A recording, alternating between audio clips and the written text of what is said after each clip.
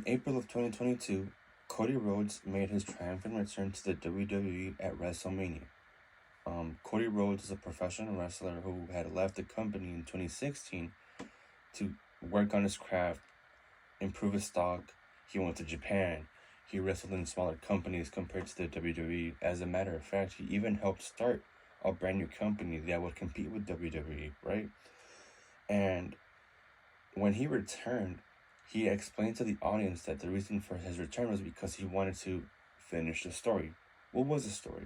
Well, you see, his father, Dusty Rhodes, was also employed by the WWE, and he was a professional wrestler that was beloved by everybody. The crowds loved them. His co-workers loved them.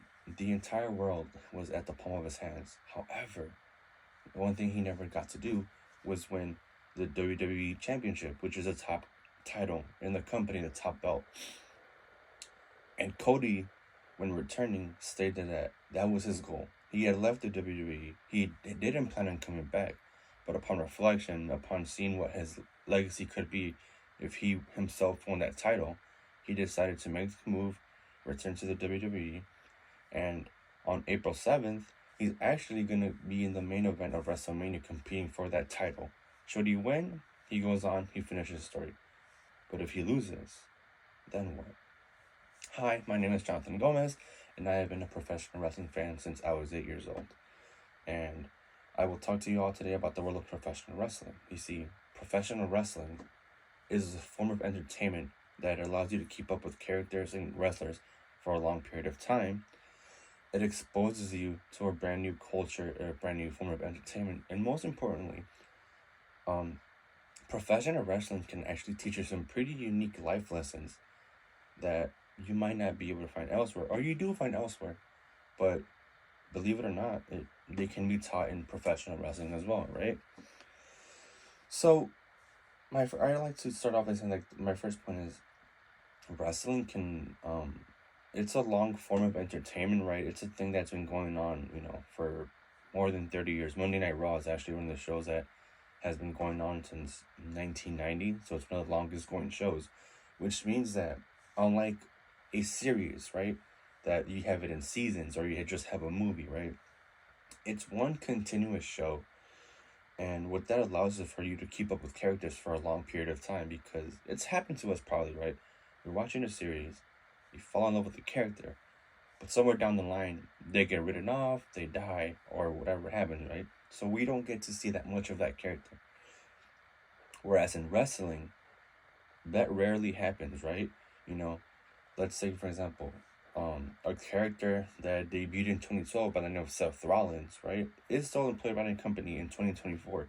So if you were a fan watching WWE from the year 2012 and you're still watching now, you've gotten to see the character of Seth Rollins from the time he entered, SmackDown to what he is now, and that's one continuous, arc. So that's what professional wrestling offers that perhaps other shows don't really get to give that to you, right? Now, the good thing about that is not just one character, that's multiple characters. So that's one of the great benefits that you get to see with wrestling. Now, apart from the characters, you also get exposed to a brand new culture, a brand new form of entertainment. Now, you probably heard this as it's probably a common thing. It's like, oh yeah, like back in my day, wrestling was a big thing and wrestling was known by everybody.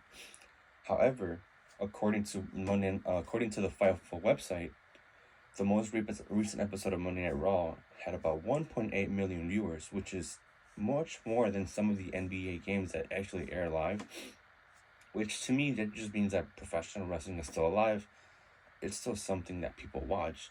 It's not as underground or as unknown as one might think, because it's averaging more viewers than some NBA games, which is a way more popular thing that people are more aware of, right?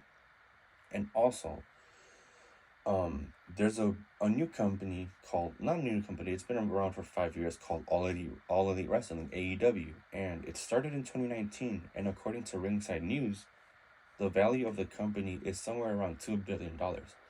So for a 5-year-old wrestling company, for it to be worth $2 billion or 5 years into its existence, I think that just shows that professional wrestling is still alive. The fact that you have two major companies that have shows every single week, Monday, Wednesday, Friday, and Saturday, that just goes to show that wrestling is thriving. And as we speak, there's currently, for the last 2 years, WWE is like on such a high streak that it's been selling arenas. The pay-per-view numbers have been going up. So to me, that just means that wrestling in 2024 is pretty much a reliable form of entertainment, and it's not as unknown as one might think, or people might suggest.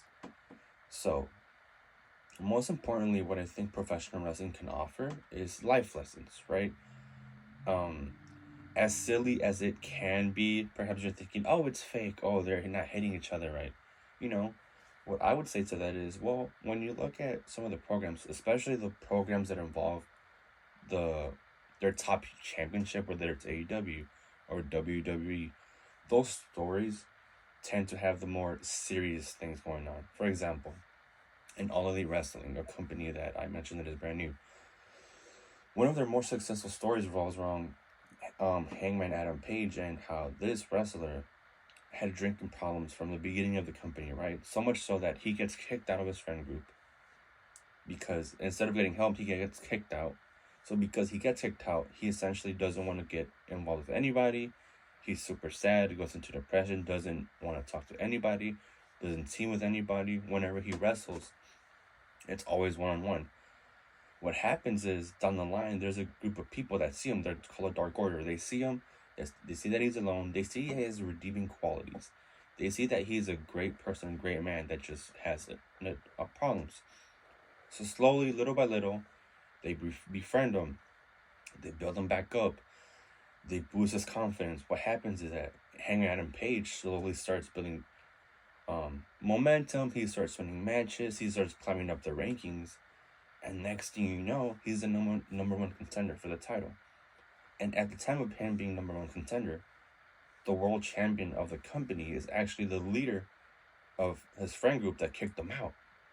So now you have Hangman Adam Page against Kenny Omega, which is the leader of the group that kicked him out, going one-on-one. And tells a beautiful story of friendship and like self-doubt and having the right support system. What ends up happening is Hangman Adam Page, after 3 years of this struggle and competing for championships but not winning, actually ends up beating his former friend thanks to the help of his newfound friends, right? So these type of stories are the ones that I think that make professional wrestling a beautiful thing, right? You take away the silliness, you take away the shenanigans, and stories like these are what make the professional wrestling entertainment, the show, worth your watch, right? I think that a lot of times you hear stuff like, oh, like I mentioned, it's fake, it's this or that, but when you deal with like stories like those, it shows that when done right, professional wrestling can be a really beautiful thing. So, it's something that is a great form of entertainment, right? So like I said, professional wrestling, right? You're able to keep up with characters for a long period of time without them getting cut off. Or for example, if someone does get injured, there's at least an explanation and there's anticipation for that character to make a return. Not only that, but you also get exposed to a new culture, brand new form of entertainment. You get to interact with people. Obviously, like if you go to wrestling shows live, it's a completely different atmosphere. But most importantly, what you can get out of professional wrestling are great storytelling, storylines that have life lessons in them, and at the end of the day, can help you just kill time, right? At the end of the day, it's entertainment, but it's entertainment that can be very beneficial to you. So, next time you're struggling to watch something, next time you're kind of just in a dilemma of what to watch, I would suggest pick up your group control remote, flip the channel to a professional wrestling show, and enjoy. Thank you.